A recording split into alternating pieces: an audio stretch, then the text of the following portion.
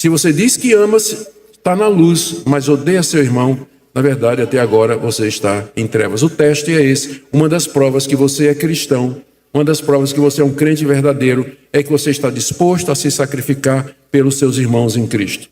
Está disposto a ajudá-los a renunciar a alguma coisa, exatamente como Cristo fez, tornando esse mandamento novo. Agora, a outra consequência no verso 10. Aquele que ama seu irmão permanece na luz, e nele não há tropeço.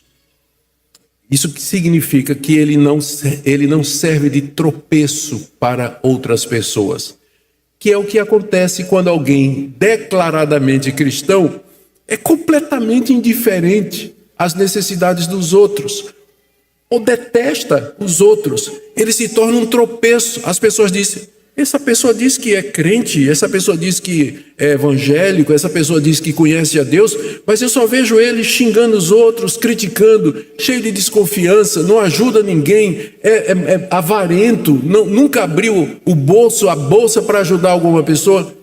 Então, quem diz que está na luz, mas odeia seu irmão, ele está mentindo e está em trevas. Mas quem ama a seu irmão, nele não há tropeço. A pessoa vai olhar para você e vai dizer: de fato, essa pessoa é crente. Olha o amor que ela tem. Ela ama as pessoas. Ela se dá pelas pessoas.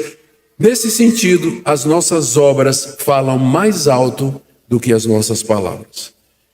Falam mais alto do que as nossas palavras. João termina o teste aqui, e é um teste pesado, não é verdade? Se a gente se submeter a isso aqui, a gente vai dizer: meu Deus, quem é que vai sobrar de crente aqui, não é? João sabe que ele colocou, não injusto, porque injusto ele não é, mas João sabe que o padrão de Deus é um padrão elevado. Então o que ele faz agora, na terceira parte do que eu li, é encorajar os seus leitores, como se dissessem assim: mas quanto a vocês, eu sei que vocês não estão em trevas. Eu estou escrevendo essas coisas por causa dos falsos mestres, mas eu estou confiante que não é o caso de vocês. Por isso ele diz: filhinhos, eu vos escrevo, porque os vossos pecados são perdoados por causa do seu nome. Pais, eu vos escrevo, porque conheceis aquele que existe desde o princípio. Jovens, eu vos escrevo, porque tendes vencido o maligno, e assim por diante. Ele encoraja os seus leitores. A primeira pergunta que a gente faz quando a gente lê esse encorajamento é: a quem ele se refere? Quem são os filhinhos, pais e jovens? A primeira tendência é pensar que são faixas etárias. Não é faixa etária, porque o que João diz aqui de cada um desses grupos é verdade a respeito de qualquer pessoa que seja crente. Então não é faixa etária. Outros acham que é amadurecimento espiritual, os filhinhos sendo o novo convertido e os pais os já mais maduros espiritualmente. Mesmo argumento, o que João diz aqui cabe em qualquer época da sua vida. A melhor explicação é que filhinhos, pais e jovens está se referindo aos crentes, a todos os crentes. E João está destacando um aspecto específico de sermos cristãos em cada uma dessas situações. Então, quando ele diz assim, filhinhos, ele está se referindo a nós como aqueles que foram feitos filhos de Deus mediante o sangue de Jesus. Quando ele se refere a nós como pais, ele está dizendo que nós vamos, como o pai faz com seu filho, transmitir esse conhecimento para as próximas gerações. Quando ele fala jovens, se refere a todos nós. Somos ousados, corajosos em nome de Jesus. Então, tudo que é dito aqui se refere aos crentes em toda, qualquer situação e em cada época da vida. Se não, vejamos, ele diz, primeiro, eu vos escrevo porque, verso 12, filhinhos, vos escrevo porque os vossos pecados são perdoados por causa do seu nome. Isso é verdade para todos os crentes de todas as épocas, toda a faixa etária e todo nível de amadurecimento espiritual. Eu estou escrevendo para vocês, diz João, porque os pecados de vocês foram perdoados. E vocês não estão mais andando em trevas a ponto de odiar seu irmão. Seus pecados foram perdoados e vocês foram feitos filhos de Deus. Aí ele continua, pais, vocês que vão transmitir esse conhecimento para as próximas gerações, eu escrevo porque vocês conhecem aquele que é desde o princípio. Isso é verdade a respeito de todo crente, jovem, adulto, idoso. Ele conhece aquele que é desde o princípio, que é Jesus Cristo. E vai transmitir esse conhecimento para outras pessoas. Jovens, estou no verso 13, eu vos escrevo porque tendes vencido o maligno. Vencemos o maligno em Cristo. Fomos libertos da condenação que Satanás procura nos trazer, do domínio de Satanás, da opressão de Satanás. E isso é verdade de todo crente verdadeiro. E nesse sentido, porque vencemos o diabo, nós somos como jovens fortes e prontos para a guerra. Preciso evitar fazer isso porque dá meme, né? Preciso parar. Dá meme. Jovens, vocês venceram o maligno. E ele continua: filhinhos, eu vos escrevi, porque conheceis o Pai, de quem vocês se tornaram filhos mediante o sangue de Jesus. Vocês conhecem a Deus. Continuando: pais, eu vos escrevi, porque vocês conhecem aquele que existe desde o princípio. Ele está repetindo: jovens, eu vos escrevo, porque sois fortes, a palavra de Deus permanece em vós, e vocês venceram o maligno. Que coisas maravilhosas. Fomos perdoados, conhecemos a Deus, vencemos o diabo, e a verdade de Deus permanece em nós. Isso é verdade de todo crente verdadeiro. Isso é o que acontece, é o que pode ser dito de todo crente verdadeiro. Com essas palavras, João está dizendo à sua audiência: vocês não são aqueles que eu estou mirando. Eu estou mirando nos falsos mestres e eu estou mirando nos crentes falsos.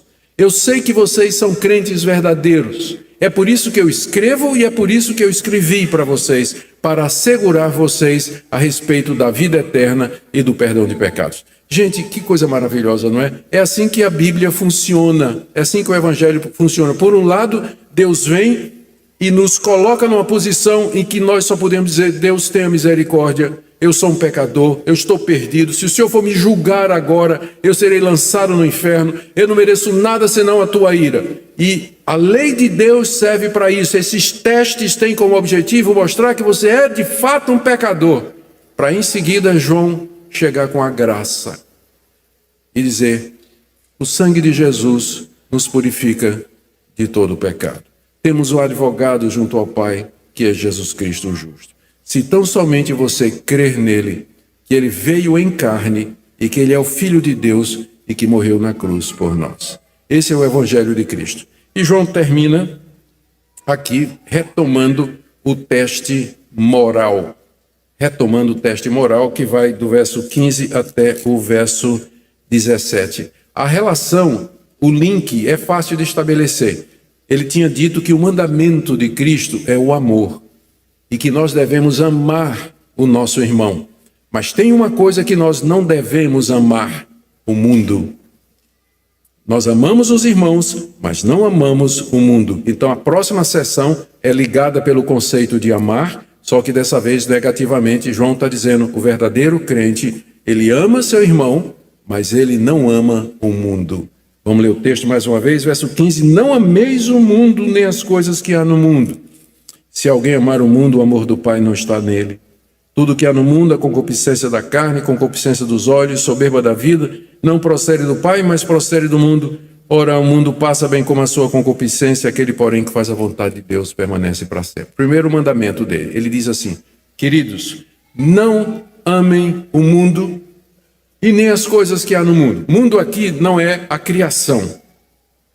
João usa a palavra cosmos, mundo, em vários sentidos na sua literatura, tanto no Evangelho como nas 3 cartas e no livro de Apocalipse, que é a literatura joanina que nós temos no Novo Testamento. Mundo aqui não é o mundo criado. Às vezes a gente diz assim: como o mundo é belo, né? A gente está se referindo às árvores, às montanhas, aos rios, ao Grand Canyon, todas as belezas, né, que Deus fez. Ele não está falando disso aqui. Nós podemos amar a criação de Deus, a curtir a criação de Deus, sair de motocicleta com os amigos para passear e ver as belezas naturais. Isso nós podemos fazer, e é um reconhecimento da variedade, riqueza, poder e graça, sabedoria e criatividade do nosso Deus.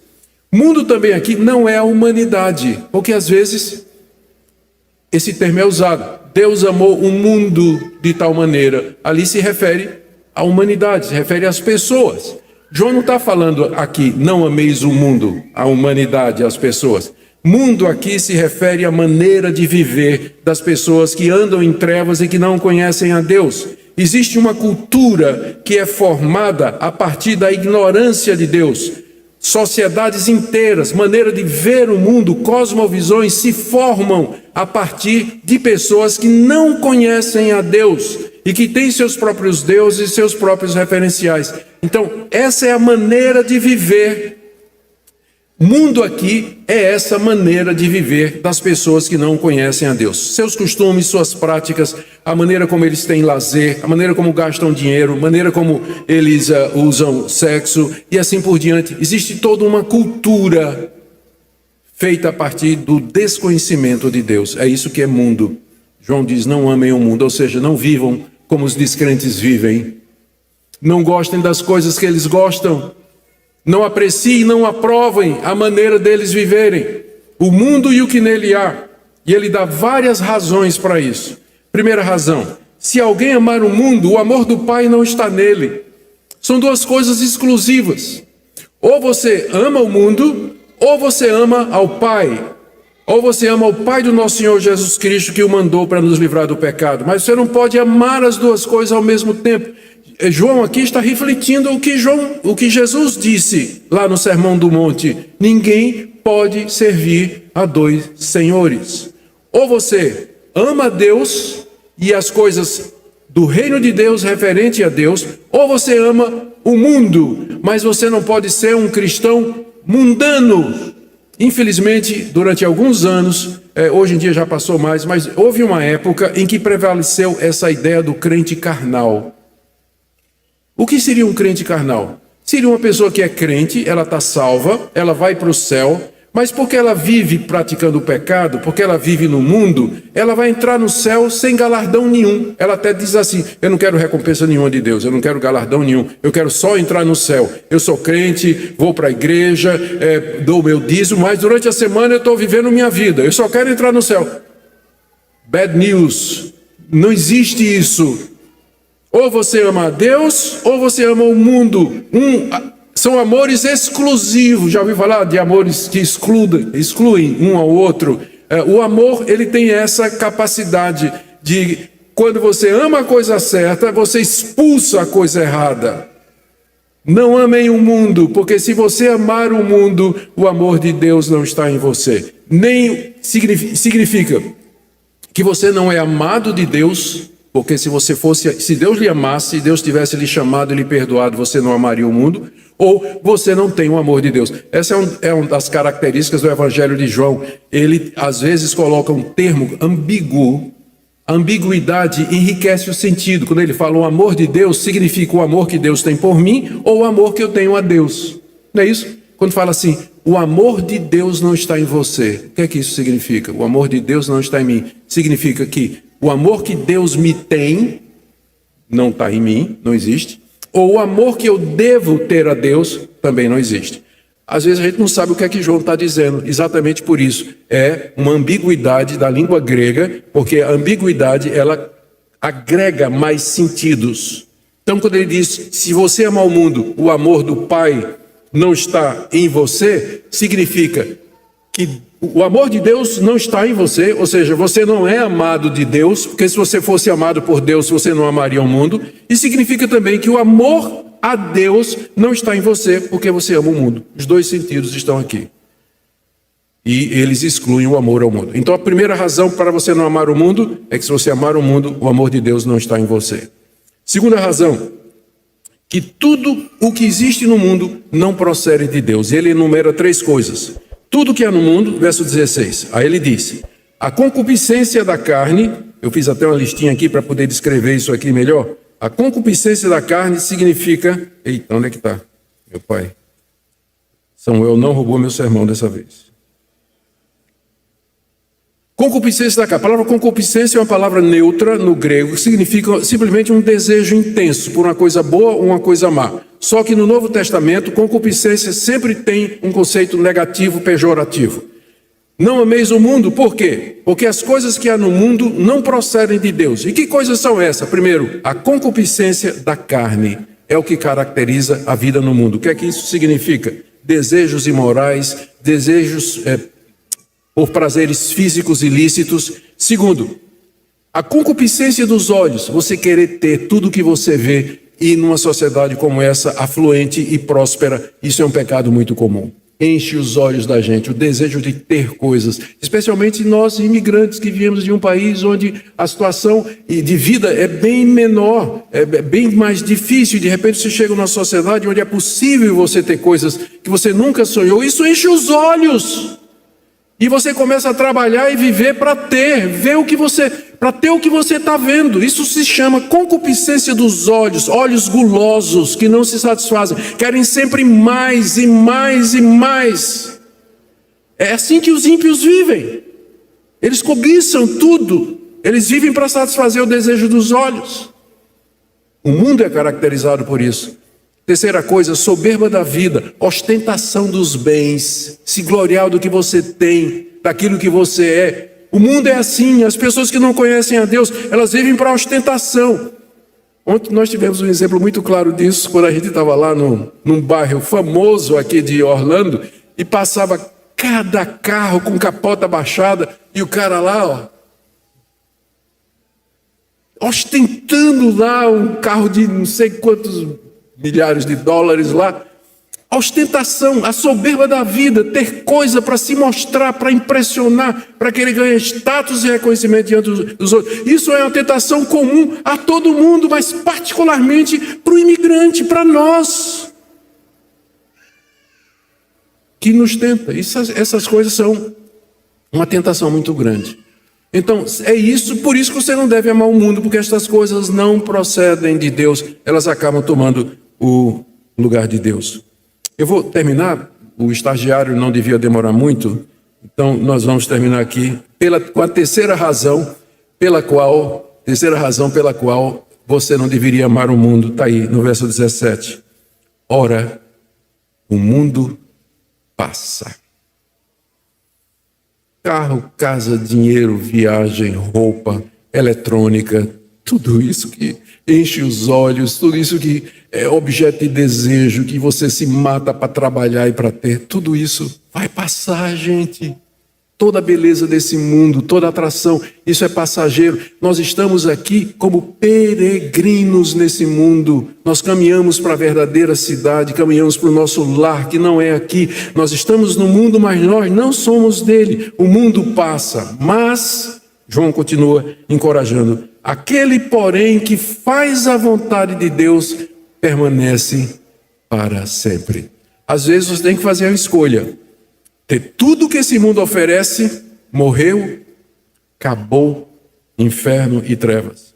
Ou renunciar àquilo que é ilícito, viver uma vida frugal, simples, diante de Deus, mas viver eternamente com Ele. Eu, diante de uma escolha como essa, eu não tenho dúvida do que é que eu quero.